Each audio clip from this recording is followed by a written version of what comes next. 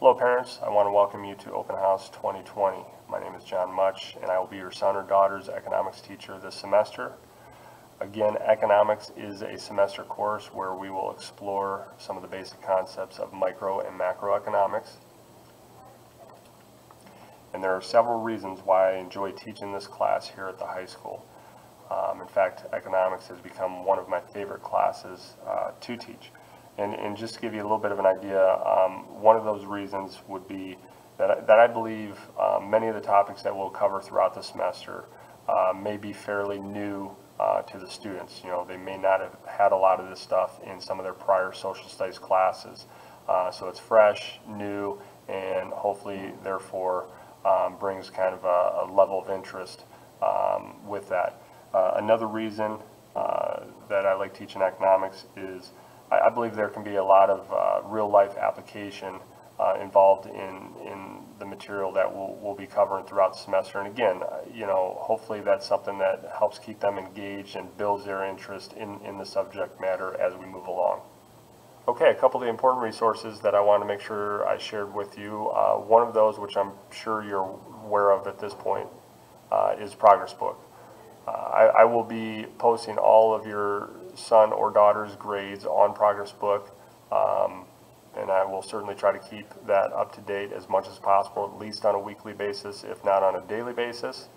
And so that's a great place to check to see maybe upcoming assignments, or if assignments were already due, to track your students' progress. Another important resource would be Google Classroom. Google Classroom is where I will be posting all of the class materials. So that can include anything from, you know, maybe handouts or class notes to certainly assignments and the directions for the assignments or instructions for upcoming tests or projects or anything of that nature. And then last on this slide, at least, is my email.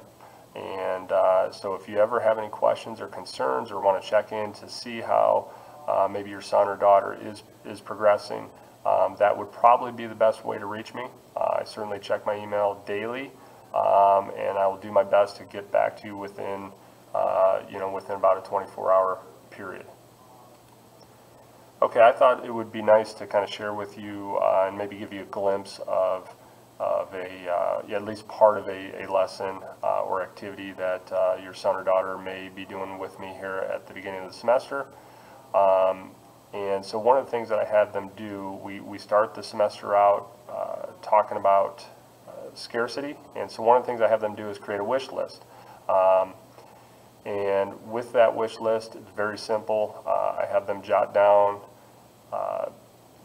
items that they currently want. I tell them not to worry too much about how much they cost or anything like that, but whatever comes to mind, I give them about a minute or two and they jot down some ideas, and then I ask them to share those ideas, and I typically put those up on the board. So here are some examples. Maybe soccer gloves or tennis shoes. Gatorade was another option. So from there, I have them repeat the process.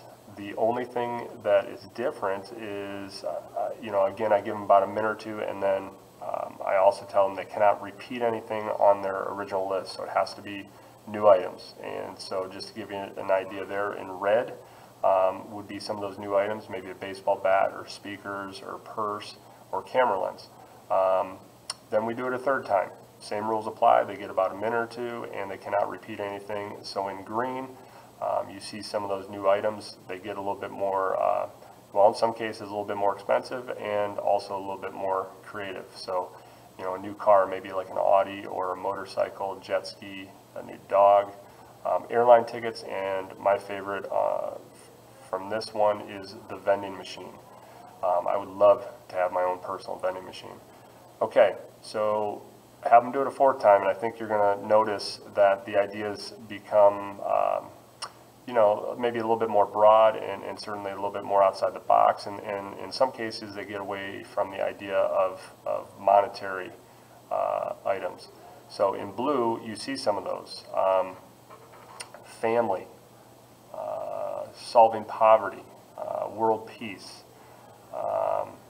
Those are some of the examples there. So, and one of the things that we established with this wish list is the idea of not only scarcity, but the idea that we're going to continually add to our wish list because of scarcity.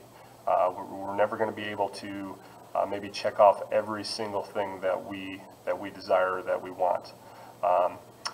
Another way we establish the idea of scarcity is we'll watch a part of an episode of Survivor, and they have to identify some of the some of the food that they eat, some of how they build their shelter, and the materials that they build it out of, as well as the tools that they use during the portion of the episode that we watch. And they realize with many of these things, once they use them, they're gone. And so again, it kind of presents that idea of scarcity. Another way that we establish the idea of scarcity is through musical chairs. Now, being 2020, in the start of the school year, with everything that we're dealing with, typically we would play a couple rounds of musical chairs in class. We're not going to necessarily do that this year, but I'll still use the example of the game to establish the idea of scarcity. And then once we have that concept established, one of the things I'll do is I'll kind of surprise them with a little activity. I'll play for them some Rolling Stones, and they have to retitle the song. And so the song, you can't always get what you want. The answer, and you can't share this with them, but the answer I'm looking for is obviously scarcity. So I try to pull that in and just kind of get them to think a little bit more. And then from there, we kind of take the concept of scarcity into the idea of opportunity costs. So scarcity forces us to make choices. And when we choose, we take on an opportunity cost, and we have to give up something in order to get what we want. And so here's an article that I share with them about Missy Franklin, a former Olympian who chose to go to school after the Olympics instead of pursuing her professional career. And so I think that's a great example of opportunity cost. Okay. I'm repeating this slide just in case you didn't catch it prior, in this presentation. But again, I want to thank you for joining us tonight. And again, if you have any questions or concerns throughout the semester, please contact me or email me, and I'll help you in any way I can. Thank you.